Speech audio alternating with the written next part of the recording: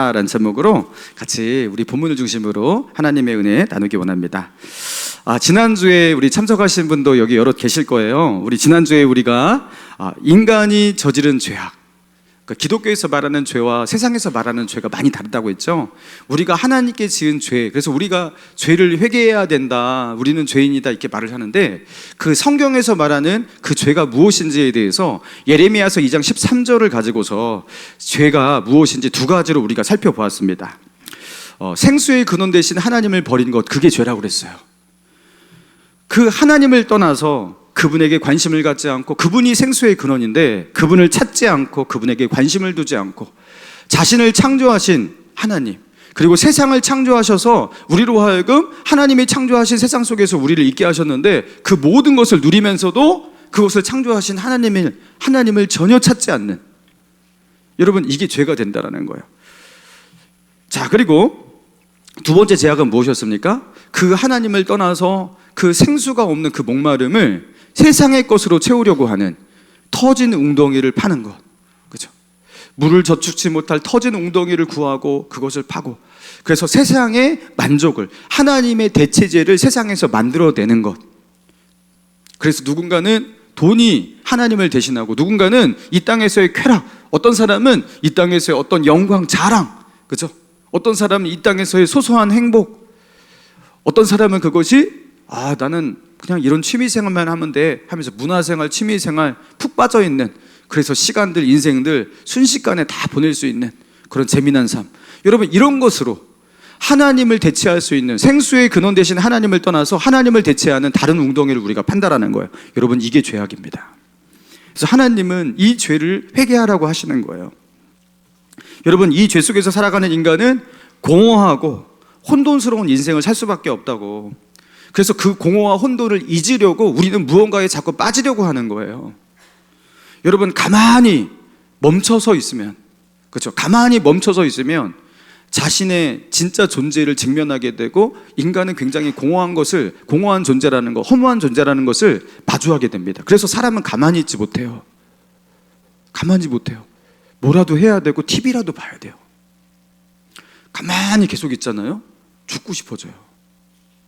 가만히 사유하는 사람은요, 자기 인생의 의미, 허무함, 공허함, 그리고 외로움, 이런 것을 느끼다가 사람이 굉장히 우울해지고 죽고 싶어져요. 여러분, 그런데 그것이 바로 하나님께서 우리에게 주신 하나님을 찾아갈 수 있는 내비게이션이다. 하나님은 우리 영혼의 목마름, 갈증, 외로움, 공허함, 이것을 통해서 이 땅에서 우리가 우리의, 그죠? 허무함, 이 공허함, 이거와 마주하면서, 이 세상이 무엇이고 나는 무엇이지? 나는 여기 왜 있지? 여러분, 이 근본적인 질문을 하면서 우리는 하나님을 더듬어 찾아갈 수가 있는 거예요. 하나님을 찾게 되는 거예요. 그래서 많은 사람들이 인생의 풍파를 경험하면서 비로소 그토록 찾지 않던 하나님을 찾게 됩니다. 많은 사람들이, 여러분 모르시죠? 저 호스피스 병동 이런 데 가면요, 정말 많은 사람들이 그렇게 예수를 안 믿었던 사람들이 결국에 예수를 믿는 경우가 많습니다. 하나님을 그렇게 안 찾아요. 여러분, 그래서 너무 늦으면 안 된다고 그랬잖아요. 그래서 지난 설교 마지막에, 지난번에 설교를 안 들으신 분 다 이해가 가능한 거예요. 로맹 롤랑이라는 프랑스 문학가의 그 표현, 인생을 무엇이라고 표현했다고요? 인생이란 15분 늦게 들어간 영화관이다. 이 프랑스의 이 문학가가 아주 유명한 분인데, 이분이 인생을 이렇게 정의했어요. 인생이란 15분 늦게 들어간 영화관이다. 그러니까 15분 늦게 영화관에 들어가면요, 그 영화를 볼 수는 있어요. 그렇지만 이 영화가 이게 무슨 이야기지 하면서 알 것 같으면서도 알지 못하고, 그죠? 이게 어떻게 연결돼서 어떻게 이렇게 된 것인지 이해가 될 것 같으면서도 끝내 이해하지 못하고 그렇게 영화가 끝나고 마는. 그래서 잃어버린 그 15분, 늦게 들어가서 그 알지 못하는 그 15분 때문에 결국에 이 영화가 이해가 안 되고 그렇게 끝날 수밖에 없는 거예요. 우리 인생이 그렇다라는 거예요. 자, 그러면서 그 잃어버린 15분이 무엇과 같다? 여러분, 하나님이다. 여러분, 하나님을 찾지 못하면 우리 인생의 퍼즐이 맞춰지지가 않는 겁니다. 하나님을 찾아야지 거기서 비로소 이것이구나. 그리고 내 마음 가운데 그 비어있는 그 공간이 비로소 채워집니다. 이거는 내가 이 땅에서 뭘 해야지, 뭘 먹어야지, 뭘 가져야지 채워지는 것이 아니구나.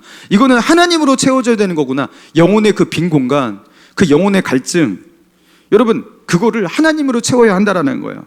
자, 그래서 제가 지난주에 믿음 없는 불신자도 할 수 있는 그 기도가 있다고, 기가 막힌 기도문 한 줄을 제가 알려드렸잖아요.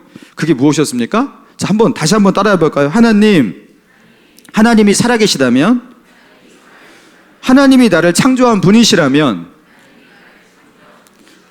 하나님 나를 만나주세요. 하나님을 만나고 싶습니다. 여러분, 하나님을 모르는 사람, 하나님을 믿지 않는 사람도 드릴 수 있는 기도죠. 내가 하나님을 아는 것도 아니고 믿어지는 것도 아니지만, 만약에 정말로 이 성경에 나와 있는 것이 진실이라면, 그래서 하나님께서 나를 창조하신 것이 맞다면, 그리고 내가 하나님을 떠나서 나의 인생이 이렇게 공허하고 불안한 것이라면, 뭔가 그렇죠, 완성되지 않는 어정쩡한 이 인생이 이 하나님을 만나지 못한 맞춰지지 않은 이 퍼즐 때문에 그런 것이라면, 하나님 나를 만나주세요. 하나님이 살아계시다면 나를 만나주세요. 여러분, 이거 불신자도 할 수 있는 기도고 하나님 믿지 않는 사람도 할 수 있는 기도예요. 여러분, 그런데 이 기도가 믿음의 문을 열고 하나님께로 한 발짝 가게 만드는 겁니다. 여러분, 마음이 적적하고 공허하고 그런 거 있잖아요. 여러분, 그때 이거 내가 요새 좀 왜 이러지? 갱년기라서 그런가? 내가 요새 뭐 일이 잘 안 풀려서 그러나? 뭐 빈대떡 부쳐 먹고 뭐 삼겹살에다가 소주 먹고, 여러분, 그러면서 뭐 이런저런 뭐 취미생활하고, 여러분, 이렇게 보내라고 그런 마음을 주신 게 아니라는 거예요. 여러분, 우리의 영혼이 있기 때문에 우리 영혼 가운데 일어나는 그 갈증이 있는 겁니다. 여러분, 우리가 수분이 부족하잖아요. 그러면 우리 안에 갈증이 생기잖아요. 여러분, 그 갈증이 생겨도 물을 마시지 않고 수분이 공급되지 않으면, 여러분, 우리는 어떻게 됩니까? 건강에 문제가 생기죠. 탈수 증세 이런 것들이 생기죠. 여러분, 영혼의 갈증을 영적인 것으로 해결하지 않고 다른 것으로 때려 부으면, 다른 것으로 채우면, 여러분, 그 속에서 문제가 생기는 거예요. 그게 우리 인생에 있어 일어난 수많은 문제들인 거예요. 많은 중독들, 그렇죠? 많은 중독들, 그리고 많은 일탈들, 그리고 많은, 그죠? 갈등들, 공허함들, 외로움들. 여러분, 나를 창조하신 창조주 하나님을 우리가 찾지 못하고 만나지 못하면, 여러분, 이것은 결국 해결되지 않는다라는 거예요. 자, 그래서 오늘은 그 하나님을 어떻게 만날 수 있는지, 그 하나님을 만나는 방법, 그것이 무엇인지 구체적인 스텝을 알려드린다고 했잖아요. 어떻게 하나님을 만날 수 있는가? 자, 그래서 성경에서 하나님을 만난 한 사람의 이야기 꽤 구체적으로 기록되어 있거든요. 요 한 사람의 이야기를 한번 주목해 보려고 합니다. 자, 사도 바울이라는 사람인데요, 예수 믿는 사람 모르는 사람 없을 거예요. 사도 바울, 그가 하나님을 만나기 전에는 사울이라고, 사울이라는 아주 유대교를 신실하게 믿는 청년이었습니다. 이 사울이라는 청년은 지금부터 약 2000년 전 팔레스타인에서 유대교를 아주 열심히 믿는 청년으로 그 율법을요 달달달 외우면서, 그리고 그 율법을 머리로만 알 뿐 아니라 삶으로 실천해서, 그것을 마음으로만 내가 믿는다 하는 것이 아니라 나의 삶의 행동으로 옮기고자 하는, 여러분, 그런 철저한 유대교인이었어요. 그런데 어느 날부터인가 이스라엘 사회에서 큰 이슈가 무엇이었습니까? 나사렛 예수의 등장이었어요. 여러분, 나사렛 예수는 허구적인 뭐 인물이다, 이런, 여러분, 그런 거는 정말로 그거는 아무도 그렇게 말을 하지 않는 거 아시죠? 예수님은 태어난 동네, 뭐 그의 가족 다 소개되어 있습니다. 이 나사렛 예수의 등장, 많은 사람들이 나사렛 예수의 말씀을 듣기 위해서 사방에서 모여들기 시작합니다. 예수가 가는 곳에는 기적이 일어나요. 병고침의 역사는 기본이고요, 귀신이 떠나가고 오병이어의 기적, 뭐 죽은 자가 살아나는 기적, 그리고 뭐 무리를 걷고 풍랑을 잠잠케 하고, 사람이 할 수 없는 그런 기적들 있잖아요. 뭐 그런 것들이 일어나고, 그리고 예수님의 말씀을 들으며 사람들이 그 속에서 많은 깨달음을 얻고 삶이 변해요. 그리고 사람들이 그래서 예수님을 찾아서 그분을 만나고자, 그죠? 그분에게 치유를 받고자 사람들이 찾아오는데요, 얼마나 많이 찾아왔냐면, 예수님이 가시는 곳이 빈들이에요. 사람들이 살지 않는 그냥 마을이 아닌 저 빈들, 거기에도 수만 명이 모입니다. 그러니까 예수님이 가는 곳에는 인파가 그 정도로 모여들 정도로, 예수님이 어디에 등장했다 그럼 사람들이 그래서 에워싸 밀 정도로, 그러면서 사람들은 이런 인파가 더 많아집니다. 더 많아집니다. 그러면서 예수님을 따르는 사람들, 그의 제자들, 여러 그들이 예수님에 대해서 저분은 하나님이 보내신 큰 선지자가 아닌가, 또는 어떤 사람은 이분이 바로 구약 성경에서 약속한 예언된 구원자 메시아가 아닌가, 그러면서 수군거리기 시작했다라는 거예요. 자, 그런데 어느 날 예수님은요, 예루살렘에 왔다가 그 예루살렘에서 그 예수님의 그 인기, 그 예수님의 영향력을 시기하는 유대 지도부 산헤드린 공회가 있어요. 이 유대 지도부, 대제사장을 필두로 한 이 산헤드린 공회 유대 지도부, 이들이 보낸 사람들에게 이렇게 붙잡혀요. 그리고 그들이 로마에게 사람을 넘겨가지고, 로마 총독에게 넘겨가지고 예수님을 십자가에 달려 죽게 만듭니다. 하룻밤 사이에 일어난 일이었어요. 그렇게 많은 대중들이 따르고 지지했던 그 예수님이 하룻밤 사이에 그렇게 붙잡혀서 그 다음날 십자가형에 그렇게 처참하게 죽게 된 거예요. 여러분, 그 몇 년 사이에 일어난 그 예수 열풍, 그 유대 사회에서, 그 유대뿐만 아니라 뭐 강 건너 저 멀리에 있는 사람들까지 예수님을 보기 위해 찾아왔다고 하거든요. 그 예수님이라는 그 센세이션, 예수님의 죽음과 함께 다 없어질 것으로 예상했어요. 여러분, 그런데 어떤 일이 일어납니까? 예수님이 죽으시고 난 뒤에 예수 열풍은 그것보다 10배, 100배로 더 커집니다. 예수님이 십자가에서 죽으신 뒤에 사흘 만에 부활하셨다. 그리고 그분이 승천하셨다. 그리고 그 예수님의 죽음과 부활과 승천을 목격한 사람들이 너무나 많은 거예요. 그러면서 그 예수님을 믿는 자들이 너무나 많아지면서 처음으로 교회라는 것이 등장합니다. 교회. 여러분, 교회는 그때부터 생긴 거예요. 예루살렘에 수만 명 단위의 교회가 생기기 시작합니다. 그리고 유대교 지도자들이 이 교회를 핍박하고 예수를 따르는 사람들을 핍박하자 이들이 뿔뿔이 흩어져가지고 가는 곳곳마다 교회를 세우는데, 그때부터 온 동네에 교회가 생기기 시작한 거예요. 그러면서 이렇게 교회가 만들어진 겁니다. 여러분, 그 가운데서 자, 오늘 본문에 등장하는 이 사울이란 이 사람은요, 유대교 청년으로서 나사렛 예수가 유대 사회를 너무나 혼란스럽게 만들었다.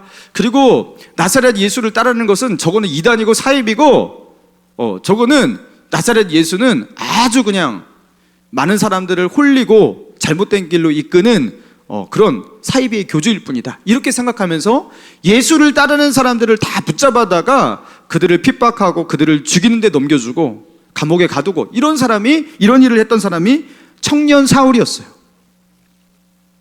자, 그래서 1절 볼까요? 1절. 자, 9장 1절.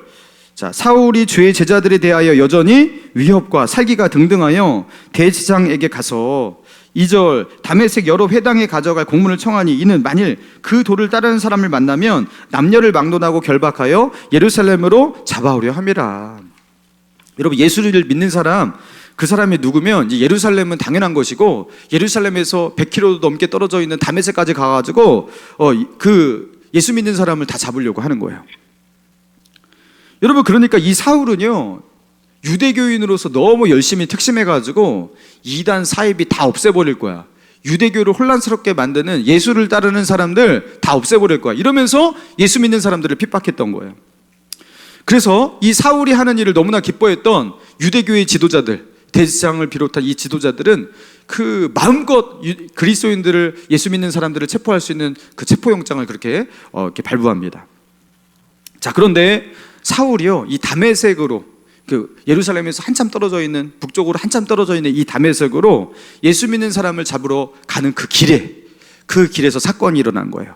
자, 오늘 보면 3절입니다. 우리 3절과 4절과 5절까지 우리 3절, 4절, 5절 같이 한번 읽어봅시다. 시작. 사울이 길을 가다가 다메섹에 가까이 이르더니 호련히 하늘로부터 빛이 그를 둘러 비추는지라. 땅에 엎드러져 들으매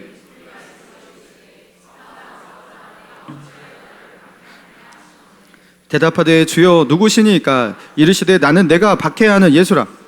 자, 예수님은 분명히 이 땅에 없거든요. 그분은 죽었다가 뭐 부활했다가 뭐 승천했다, 이런 이야기가 들렸단 말이죠.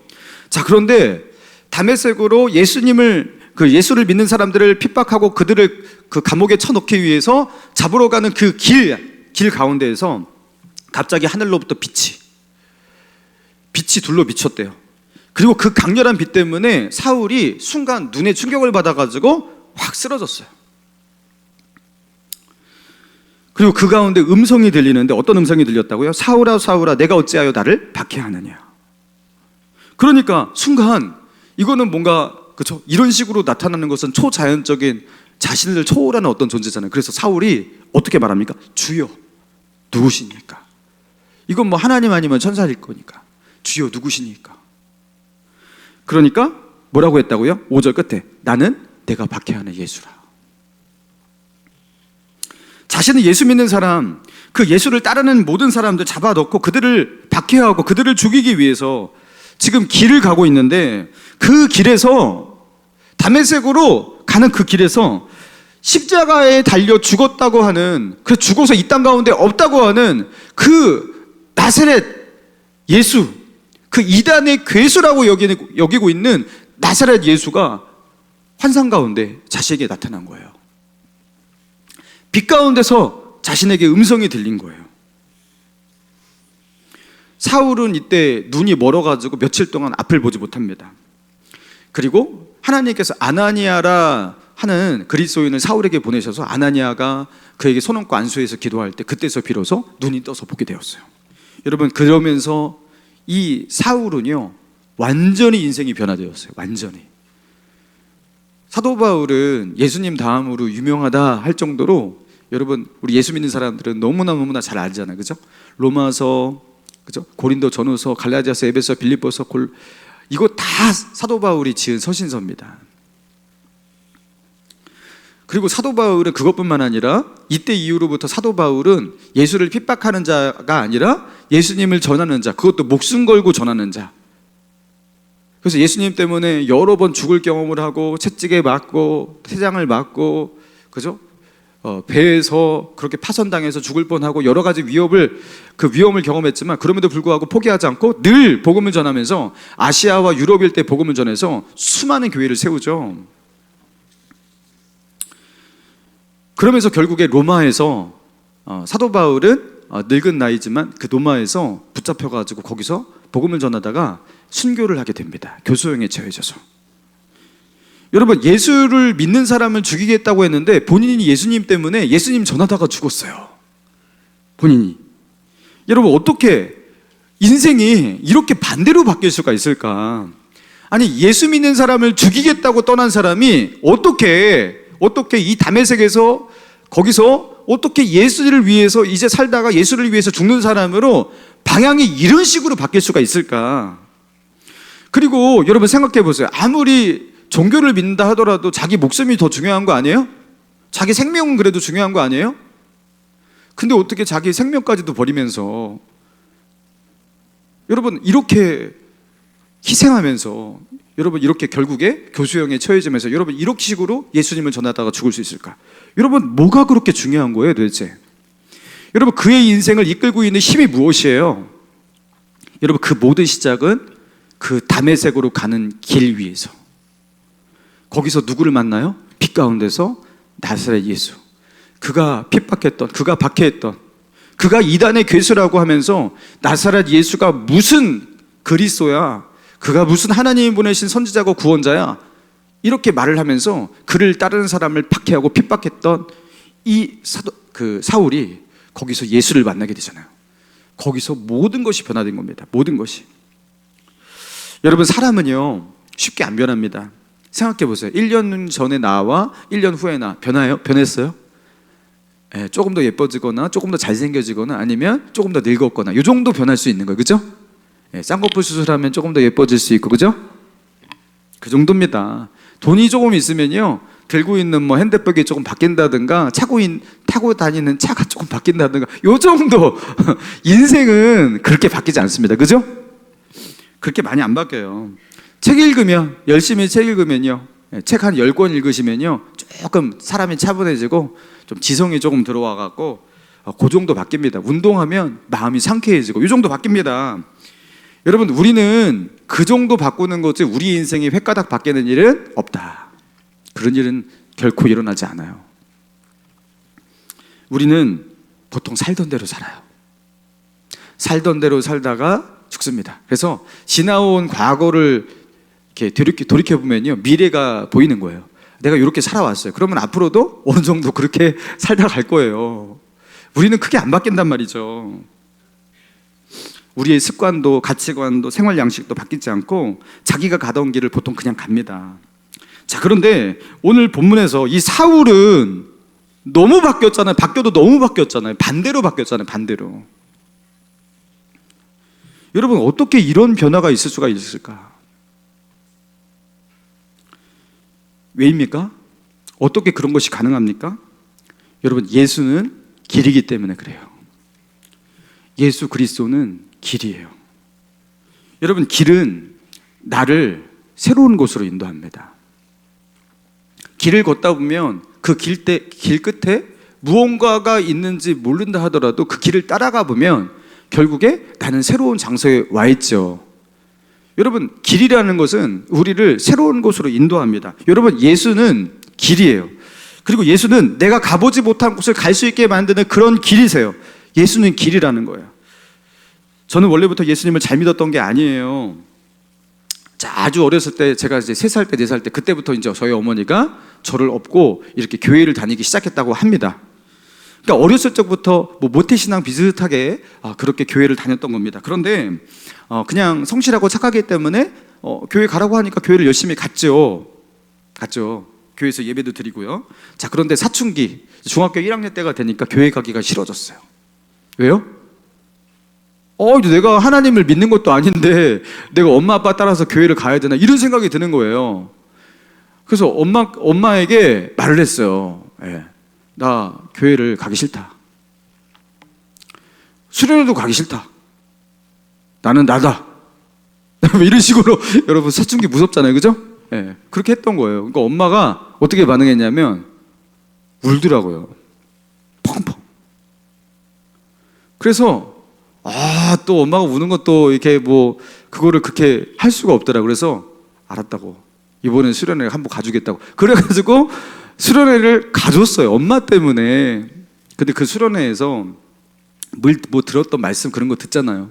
그런 거 듣는데 이제 수련회 이제 마지막 날 밤이었는데 이제 이 수련회를 마지막으로 저는 이제 교회를 떠나고 싶었거든요. 교회 다니기 싫은 거예요. 믿지도 않는데. 근데 제가 그동안 그래도 주일학교를 다녔기 때문에 뭐 천국, 지옥 뭐 이런 거 다 알거든요. 뭐 예수를 믿으면 구원받는다, 뭐 이런 내용은 알아요. 그래가지고 제가 화가 나는 거예요. 제가 하나님께 이렇게 기도를 합니다. 처음으로 제가 진지한 기도를 한번 드렸어요. 이게 기도인지 기도가 아닌지 모르겠는데 제가 이런 식으로 기도했어요. 하나님, 내가 하나님을 안 믿었다고 하나님은 나를 뭐 지옥 보낸다, 뭐 하나님을 안 믿었기 때문에 지옥 보낸다, 이 말도 안 되는 소리 좀 하지 말라고. 내가 안 믿은 게 아니라 안 믿어지는 거라고. 안 믿어진다고. 교회를 내가 10년을 넘게 다녔는데. 그래서 중학교 1학년이니까 아기 때부터 다녔으니까 아니 안 믿어진다고. 근데 안 믿어져갖고 안 믿은 사람을 지옥 보낸다, 이게 어떻게 내 잘못이냐고. 내 잘못이냐고. 당신 잘못이라고 하면서 뭐 나를 뭐 지옥 보낸다 막 이렇게 하면은 그건 당신 때문이라고. 내가 안 믿고 싶어서 안 믿었냐고. 안 믿어졌다고. 근데 순간 이제 속마음은 뭐예요? 믿고 싶었지만 안 믿어졌다는 거죠. 믿으려고 했지만 안 믿어졌다라는 거죠. 교회도 다녔지만 안 믿어졌다라는 거죠. 저는 그렇게 기도했거든요. 그런 식으로 하나님께 말을 했거든요. 하나님, 살아계시면 내 눈앞에 잠깐 1초라도 나타나시라고. 내 눈앞에. 그럼 뭐 손에 만지는 거, 눈에 보이는 걸 안 믿는 사람이 어디 있겠어요? 그러니까 나타나시라고. 그럼 믿겠다고. 근데 하나님께서 저의 그 제안을 거절하셔. 안 나타나시는 거예요. 안 믿는 거예요. 안 믿어지는 거고. 그러고서 이제 오늘로 빠이빠이 딱 이러면서 멋있지 않습니까? 예. 그렇게 교회를 이제 뛰쳐나오려고 마지막 밤을 이렇게 보내는 시간이었는데 그 기도를 끝내고서 제 눈앞에 이게 눈에 보이는 건지 뭔지, 십자가에 누가 달려있는 게 보이는 거예요. 제 눈앞에 십자가, 아시죠? 여기 십자가 보이죠? 누가 달려있어요. 근데 그분이 누군지 제가 주일학교 다녀서 알잖아요. 십자가에 달려 죽은 분. 피를 철철 흘리면서. 저는 하나님을 보여달라고 그랬거든요. 근데 뭐 예수님이 왜 갑자기 보이냐고요, 이게. 십자가에 달려 계신 그 예수님이 보이는 거예요. 근데 그분이 거기에 왜 달려있는지를, 그 고통스러운 십자가에 왜 달려있는지를 한 방에 알아줬어요, 그냥. 그분이 거기에 달려서 피 흘리시는 이유는 그분의 죄 때문이 아니라 나의 죄 때문이라는 거. 그분이 죽어야 할 죄가 있어서가 아니라 내가 죽어야 되는데 나의 죽음을 그분이 대신하시는 그 십자가라는 거 바로 알아지더라고요. 눈물이 나오더라고요. 예수님께 너무 죄송하고 그래서 통곡을 했어요. 통곡을. 머리를 숙여도 눈을 감아도 계속 보이는 거 그게. 세상에서 제가 살아면서 흘려야 될 눈물을 그날 다 흘린 것 같아서 그렇게 흘렸어요. 하나님을 보여달라고 했거든요. 하나님이 나타나시라고 했거든요. 근데 갑자기 왜 예수님이 나타나냐고. 십자가에 죽으신 예수님이 갑자기 이게 어디서 보이는 건지 모르겠는데 왜 그분이 이렇게 보이냐고. 근데 그날 이후로 저는 알았습니다. 내가 하나님을 만났구나. 하나님을 보여달라고 했는데 왜 예수님이 보이지? 여러분 나중에 성경을 읽어보니까요, 예수님께서 하신 이 말씀이 있더라고요. 여러분 같이 한번 읽어볼까요? 요한복음 14장 6절이거든요.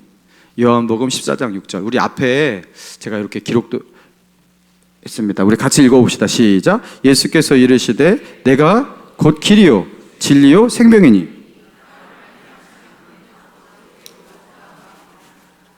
여기 보니까 예수님께서 말씀하셔서 내가 곧 무엇이라고요? 길이요. 예수님이 길이래요. 생명, 진리 이거 다 하면은 설교 너무 길어지니까 여기까지만 하자고요. 길이래요. 예수님을 통하지 않고서는 하나님께로 갈 수 없어요. 예수님께서 하실 가장 위대한 일은 무리를 걷는 것, 오병이어의 기적, 죽은 자를 살린 것, 풍랑을 잠잠케 하는 어마어마한 기적, 그런 게 아니었어요. 예수님이 하신 가장 위대한 일은요, 길을 내신 거예요. 어떤 길이요? 하나님을 만날 수 있는 길. 예수님은 십자가로 그 길을 여신 겁니다. 예수님이 길입니다. 여러분 하나님을 만나라면 사도 바울이 예수님을 만났잖아요. 다메섹 도상에서 그 예수님을 만난 것처럼 제가 중학교 1학년 때 예수님을 만난 것처럼 여러분 길 대신 예수님을 보셔야 됩니다. 여러분의 시선을 2000년 전 이 땅 가운데 오셔서 십자가에 죽으셨다는 그분의 이야기에 귀를 기울이고 그분에게 시선을 두셔야 됩니다. 왜요? 그분만이 길이기 때문에. 그분을 통하지 않고는 하나님을 볼 수가 없고 하나님을 만날 수 없고 하나님께로 나아갈 수가 없기 때문에 여러분 예수가 길입니다. 예수가 길입니다. 누가복음 19장에 보면요, 삭개오라고 하는 그 세리가 예수님을 만나는 장면이 나오는데 이 삭개오가 그 당시에 예수님이 얼마나 유명한지 여리고라는 큰 도시를 관통해서 지나가고 있는데 예수님이 지나시는데 사람들이 인파가 너무나 많아가지고 삭개오는 예수님 근처에도 가까이 갈 수가 없었어요. 그래가지고 이 삭개오가 예수님을 한번 보고 싶은데 볼 수가 없잖아요. 그래가지고 키도 작았대요. 그래가지고 그 길 옆에 나 있는 무화과 나무 위로 삭개오가 이렇게 올라갑니다. 그러니까 무화과 나무 위에 올라가면 예수님이 지나실 때 이렇게 위에서 예수님을 이렇게 흙이시라도 이렇게 보고 싶은 거예요. 그래가지고 예수님이 저기 이렇게 예수님이 오실 동선을 이렇게 미리 예측하고 무화과 나무에 올라가고 그렇게 기다리고 있는데 예수님이 이제 지나가시는 거죠. 지나가시다가 이제 나무 위에서 딱 이렇게 지나가시는 그 가운데서 예수님이 갑자기 멈춰 서신 거예요. 그리고 자신을 나무 위에서 내려다보는 삭개오를 향해서 이렇게 고개를 돌리면서 삭개오야 내려오라 그러는 거예요. 여러분 얼마나 놀랐겠습니까? 여러분 처음 보는데 삭개오야 이름도 알고 있고, 그렇죠? 예수님은 다 아시거든요. 내가 내려오라. 그리고 하신 말이 내가 너의 집에 유하여야겠다. 너의 집에 한번 가봐야겠다. 그 삭개오와 함께 개인적인 사적인 프라이빗한 어떤 그 공간 시간을 그렇게 가지려고 하십니다. 그래갖고 삭개오가 너무 놀라고 또 너무 그 당시에 최고의 인사가 예수님이었거든요. 그러니까 그 예수님을 모시고서 집으로 초청한 거예요. 그 예수님의 말씀을 듣게 됩니다. 그날 삭개오가 변화가 되는데 삭개오가 어떻게 변화가 되냐면요, 삭개오가 예수님께 이런 고백을 해요. 자, 누가복음 19장 8절이거든요. 누가복음 19장 8절 같이 읽습니다. 시작. 삭개오가 서서 주께 여짜오되 주여 보시옵소서 내 소유의 절반을 가난한 자들에게 주겠사오며 만일 누구의 것을 속여 빼앗은 것이 있으면 내 갑절이나 갚겠나이다. 여러분, 삭개오는 세리가 아니라 세리장이었어요. 그러니까 세무 공무원이 아니라 세무 공무원의 수장이었어요. 그 당시에 그 로마의 압제 속에서 로마 치하에 있었던 이스라엘은요, 세리장은 뭐 하는 사람일까요? 동족의 피를 빨아먹는, 그러니까 우리나라로 하면은 예전에 일제치하 때, 일제강점기 때, 그죠? 그렇게 일제에게 협력하면서 그 동족의 고요를 빨아먹는 매국노들 있죠. 그 비슷한 느낌의 사람이에요. 근데 그들은 어떻게 자기의 동족을 배신하고 그렇게 그들에게 혈세를 걷어내고 그 상황 가운데서 많은 이권을 취득하고, 여러분 그런 일을 그렇게 앞장서서 할 수 있냐? 그래야지 내가 뭘 버니까? 돈을 버니까. 돈에 미친 사람. 양심도 팔아먹고 나라도 민족도 다 팔아먹은 돈에 미친 사람. 다른 사람들이 맨날 욕해요. 괜찮아요. 자기에겐 돈이 최고거든요. 돈에 미친 인간. 여러분, 그런데 그 삭개오가 예수님을 만나고서 어떻게 되었다고요? 내 소유의 절반을 지금 내가 가난한 자들을 위해서 내놓겠습니다.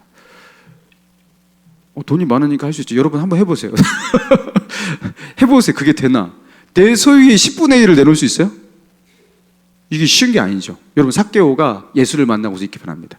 내가 누군가에게 부당하게 취득한 건 4배로 갚겠습니다. 여러분, 그 당시에 세리가 얼마나 뜯어먹었는데요. 삭개오는 한마디로 이 자신의 이 결단을 행동으로 옮기면 남는 게 없는, 다 자기의 소유 거의 대부분을 그렇게 헌납해야 되는 거예요. 돈 때문에 모든 것을 팔아먹고, 그죠? 돈 때문에 모든 손가락질 다 당하고, 돈이면 괜찮아요. 돈이 왕이고, 돈이, 그죠? 우상이고, 돈이 자신의 행복이라고 생각하며 살아왔던 이 삭개오가 돈에서 해방됩니다. 돈에서 해방됩니다. 여러분, 예수를 만나고서 이런 일이 일어난 거예요. 자, 요한복음 4장에 보면요, 사마리아 성에서 한 여인, 이 우물가에 대낮에, 뜨거운 대낮에, 보통 사마리아 뿐만 아니라 그 이스라엘 사람들은요, 대낮에는 활동을 하지 않아요. 뜨거운 대낮에 뭐 우물가에 가지 않아요. 그때는 낮잠을 자거나 그늘에서 피합니다. 근데 이 여인은 그 뜨거운 대낮에 오히려 물을 기르러 와요. 왜요? 사람들을 보기가 싫으니까. 사람들이 자기를 보면요, 아주 경멸의 눈으로 보거든요. 왜냐하면 이 여인은 어떤 여인이냐면, 자, 요한복음 4장 18절에 보니까 예수님께서 이 여인을 만나고 나서 이렇게 말씀하셔요. 같이 한번 읽어볼까요? 시작. 너에게 남편 5이 있었고 지금 있는 자도 내 남편이 아니니 내 말이, 자, 너에게 남편이 5이 있었다. 지금 있는 자는 남편이 아니다. 동거하는 남자가 또 있다. 그 5번째 남자. 그러니까, 그죠? 무슨 말인지 아시겠죠? 과거가 화려한 여자. 남자가 없이는 살지 못하는, 항상 사람의 사랑을 갈구하고 성적으로도 문란한 것 같아요. 그래서 이 여인은 그 사회 속에서 사람들에게 손가락질을 받아요. 그래서 사람들이 싫은 거예요. 그 사람들을 만나지 않을 수 있는 그 시간을 택해서 대낮에, 뜨거운 대낮에 물기르러 혼자 나온 거예요. 근데 거기서 예수를 만나죠. 사람들이 시선을 그렇게 두려워하고, 사람들이 자기를 보는 그 눈이 그렇게 두렵고, 누가 말 거는 것도 싫고, 근데 예수님이 말을 거셨어요. 나에게 물을 한 잔 주면 안 되겠니? 이렇게 하면서. 그러면서 예수님과 대화를 나누고 이 여인이 변화가 되거든요. 그러면서 어떤 일이 일어나냐면, 이 여인이 물동이를 버려두고, 이게 물동이 뜨거운 대낮이지만 사람들의 그 시선을 피하고 싶지만, 그럼에도 불구하고 물이 필요하기 때문에 그 물동이를 가지고 왔는데, 그 물동이를 버려두고 사마리아 성 안으로 들어가서 어떻게 했다? 내가 만난 사람이 그리스도가 아니냐, 와서 보라 하면서, 이 여인이 사람들을 피하는 게 이 여인의 삶이었거든요. 근데 이 여인이 사람들이 많은 곳으로 가서 외쳤다라는 거예요. 내가 만난 사람이 그리스도가 아니냐, 와서 보라. 아니, 무슨 용기죠? 여러분, 이 여인은 뭔가 아주 중대한 변화가 일어난 거예요. 여러분, 이 여인은 예수 만나고 나서 어마어마하게 바뀝니다. 자, 그리고 요한복음 5장 38년 된 병자. 여러분, 이 38년 동안 이 병 때문에, 이 병도 그냥 병이 아니라 움직이지 못하고 누워서 움직이지 못하는 그런 병이에요. 중증, 아마도 뭐 중풍 뭐 이런 것 같아요. 그런데 예루살렘에서 베데스다라는 연못이 있었거든요. 근데 이 연못이 전설의 연못이었어요. 천사가 하늘에서 내려와가지고 이 연못에 파동을 일으킬 때가 있는데, 그 천사가 내려와서 파동을 일으키는 그 파동이 일 때 가장 먼저 연못에 들어가 자기 몸을 담그는 그 사람은 어떤 병에 걸렸든지 그 병이 낫는다. 이 전설이 있는 거예요. 미신이잖아요, 사실. 진짜로 이런 일이 있겠냐고요. 그죠? 미신이잖아요. 근데 그 미신을 믿고서 수많은 병자들, 불치병을 앓는 사람들이 그 베데스라는 연못가를 둘러서 수많은 사람들이 진을 치고 있는 거예요. 그리고 이 38년대 누워있는 이 병자도 그랬던 거예요. 근데 예수님께서 이 병자를 찾아오십니다. 이 베데스다 못가에서 누워있는 이 병자를 찾아오십니다. 그러면서 예수님께서 물으셔요. 내가 낫고자 하느냐? 당연한 거죠. 그래서 여기 있는데. 그러니까 이 병자가요, 이 38년 된 베데스다 연못에 누워있던 이 병자가 뭐라고 말하냐면, 자, 요한복음 5장 7절이거든요. 한번 읽어봅시다. 시작. 병자가 대답하되 주여, 물이 움직일 때 나를 못에 넣어주는 사람이 없어 내가 가는 동안에 다른 사람이 먼저 내려가나이다. 이 병자가 뭐라고 말했다고요? 내가 병이 낫지 못하는 이유는 천사가 내려와가지고 물을 이렇게 움직일 때, 파동을 일으킬 때 내가 먼저 내려가야 되는데 나는 움직이지를 못하니까 내려가지를 못하고 다른 사람이 먼저 내려갑니다. 난 이렇게 수년째 이렇게 당하고 있습니다. 누가 나를 저기다가 넣어줄 사람이 있으면 좋겠는데 그런 사람이 어디에 있냐고 하면서 세상을 원망하고 있는 거예요. 그때 예수님께서 말씀하셔요. 요한복음 5장 8절 9절 시작. 예수께서 이르시되 일어나 내 자리를 들고 걸어가라 하시니 그 사람이 곧 나와서 자리를 들고 걸어가니라. 이날은 안식일이니. 자, 예수님께서 그 병자에게 뭐라고 말씀하셨어요? 일어나 걸어가라. 아니 38년 동안 일어나 본 적이 없는 그 병자에게 일어나 걸어가라. 그러니까 그 즉시 일어났대요. 이거는 기도를 통해서 병을 고치는 것과 완전히 차원이 다른 거예요. 그죠? 그 즉시 이거는 신적 권능으로 이루어진 거예요. 38년 동안 그를 묶었던 그 병, 예수님을 만나고 나서 그 자리에서 거기서 해방이 됩니다. 여러분, 38년 동안 이 병에 묶여가지고 아무 일상도 감당할 수가 없고 이렇게 누워서 살아가고 있는 이 사람의 소망이 무엇이에요? 병에서 낫는 거죠. 그리고 병에서 낫는 거에 대해서 이 간절한 소망이 있는데 방법이 없는 거예요. 뭐 이거 고칠 수도 없고. 그러니까 사람들이 저 베데스다라는 못에 가면은 뭐 천사가 내려와가지고 물을 움직일 때 그때 내려가면 된다. 그러면 너도 고쳐질 수 있다. 그러니까 너무나 마음이 간절하니까 사람들이 말하는 그 말들 다 믿는 거예요. 미신도 믿는 거예요. 다 믿는 거예요. 헛된 소망을 가지고, 그죠? 그렇게 살게 되는 거예요. 그러면서 거기서 주구장창 오늘도 내일도 그 베데스다 못에서, 여러분 거기서 어쩌다가 내가 거기서 내려갈 수 있어 하면서 그 소망을 가지고 거기서 살고 있는 거예요. 예수 만나고서 거기서 벗어나게 됩니다. 여러분, 제가 지금까지 성경에 나와 있는 많은 인물들 얘기를 했잖아요. 사도 바울을 비롯한 이 많은 사람들, 저까지도 포함해서. 여러분, 이 사람 이야기를 제가 왜 드렸냐면요, 여러분, 이 사람들에게 일어난 극적인 변화, 그 인생의 변화, 해방, 여러분 이게 왜 가능한가? 여러분, 예수가 길이기 때문에 그래요. 예수님은 우리를 다른 인생으로 인도합니다. 예수님은 우리를 하나님으로 인도합니다. 예수님은 우리를 진리로 인도하고 우리의 삶을 묶여있는 곳에서 자유함으로 인도합니다. 할렐루야. 여러분, 예수가 길이에요. 그거는 내가 스스로 가질 수가 없는 거예요. 예수라는 길을 따라갈 때, 예수가 길이고 그 예수라는 길을 따라갈 때 여러분 거기서만 우리가 만날 수가 있는 거예요. 예수님은 하나님을 만나는 길이에요. 하나님은 예수 그리스도를 통해서만 볼 수가 있다고 성경에 나와 있어요. 그래서 예수를 부르면 하나님이 대답하시는 거예요. 내가 예수님을 믿겠습니다 그러면 천지를 창조하신 하나님께서 내 아들 내 딸아 이렇게 말씀하시는 거예요. 나는 예수를 믿기 시작했는데 하늘과 땅과 천지를 창조하신 그 하나님이 나의 아버지가 되시는 거예요. 여러분, 예수가 길입니다. 그래서 기독교에서 그렇게 예수 그러는 이유가 그런 거예요. 그러면 그 예수님은 도대체, 그 길이 되시는 예수님은 어떻게 만나냐? 되게 쉽습니다. 그 예수님을 일단 만나고 싶어 해야겠죠? 네. 만나고 싶은 마음이 조금이라도 있으시면 이 기도를 드릴 수가 있어요. 자, 따라해 봅시다. 자, 다 같이 예수님이 정말로 살아계신 하나님을 만나게 해주시는 그 길이 되시는 분이라면 여러분은 이 기도를 다 할 수가 있는 거예요. 그죠? 따라해 봅시다. 주 예수여, 나를 구원하소서. 끝. 이렇게 기도하면 돼요. 주 예수여, 나를 구원하소서. 너무 짧아가지고 다시 하고 싶으시죠? 네, 다시 해봅시다. 주 예수여, 나를 구원하소서. 요거를 진심을 담아서 예수님께, 그분을 믿든지 믿지 않든지, 그 하나님을 다 알고 하나님을 믿는 사람이 어디 있겠고 예수님을 다 알고 예수님을 믿는 사람은 없습니다.